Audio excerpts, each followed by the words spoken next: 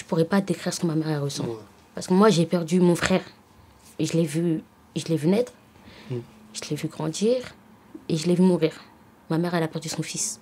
C'est tellement dur, en fait, de perdre son frère. Je peux pas m'imaginer ce que c'est que de perdre un fils, en fait. Surtout à cet âge.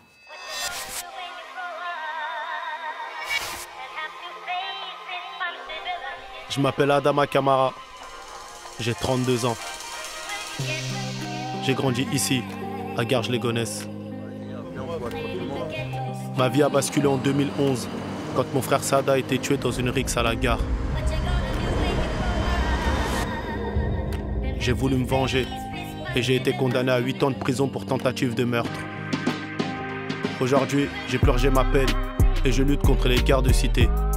Dans cette série, je vais aller à la rencontre de ceux dont la vie a basculé à cause des rixes.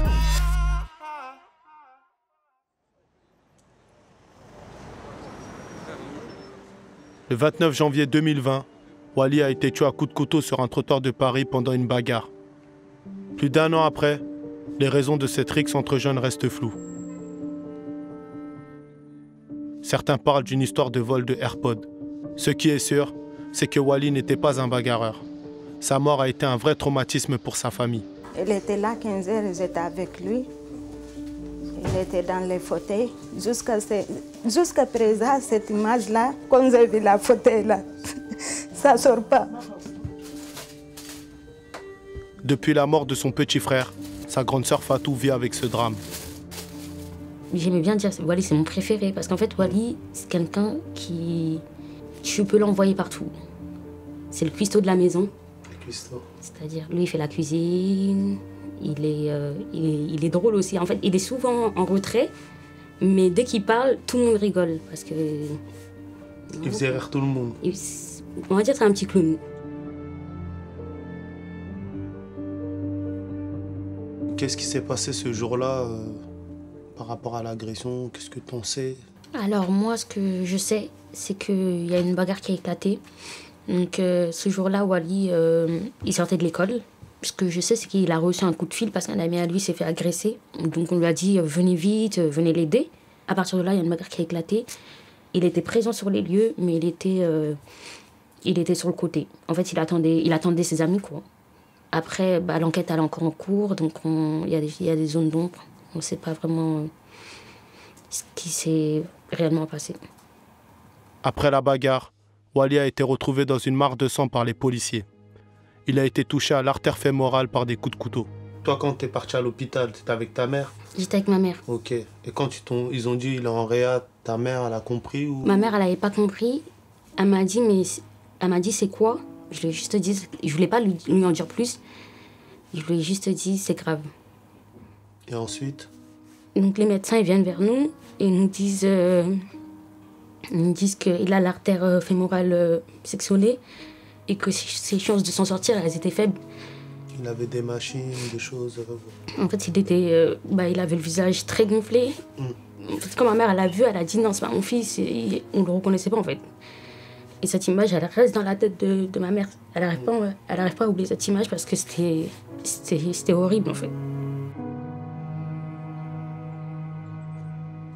Au moment où il vous l'a annoncé, vous avez dit qu'il n'y a plus rien à faire, ton frère, il était encore en vie. Tu peux nous expliquer comment ça s'est passé? Ma mère, elle pleurait. Elle était sur une chaise, elle pleurait. Et moi, je ne pouvais pas la regarder. Moi, je regardais la machine. Et je regardais les courbes descendre petit à petit. Ça t'était fixé que sur la machine? Sur la machine. En fait, j'espérais juste que ça augmente. Je regardais le taux d'oxygène et j'espérais juste que ça augmente, en fait. T'arrivais pas à le regarder? Je l'ai pas regardé. Ça descendait, jusqu'à que ça arrive à 0. Quand ça arrive à 0, ça augmentait d'un seul coup. Et là, j'ai eu un peu d'espoir. Donc j'ai couru, je suis allée voir les infirmières. Je leur ai dit, madame, venez vite, ça augmente. Venez, faites quelque chose, venez. Et en fait, elle m'a regardée, elle me disait, non, mais en fait, c'est normal et c'est trop tard, en fait. Là, c'est vraiment fini. Et quand je suis revenue dans la chambre, c'était à 0. Ce jour-là, c'était tellement dur que... Actuellement, la nuit, quand je dors, je repense en fait à ce jour-là. Et je me dis, mais en fait, personne n'a le droit de vivre. On peut pas vivre ça. Ton sang, il meurt comme ça devant toi. 14 ans, il est là, il a rien du tout vu, il a rien du tout vécu. Il avait plein d'ambitions, plein de projets. Et il a rien connu, en fait, de la vie. Salut l'équipe, c'est Adama Kamara. Merci d'avoir regardé cet extrait de notre documentaire sur Street Press. Pour voir l'épisode en intégralité, rendez-vous sur le site de notre partenaire France TV/. On vous a mis le lien en description. J'ai été avec Fatou dans le quartier où elle a grandi avec Wally. C'est là qu'elle a cherché des réponses après la mort de son petit frère. Courage à Fatou et à sa famille. Abonnez-vous pour ne pas louper la suite. À bientôt l'équipe.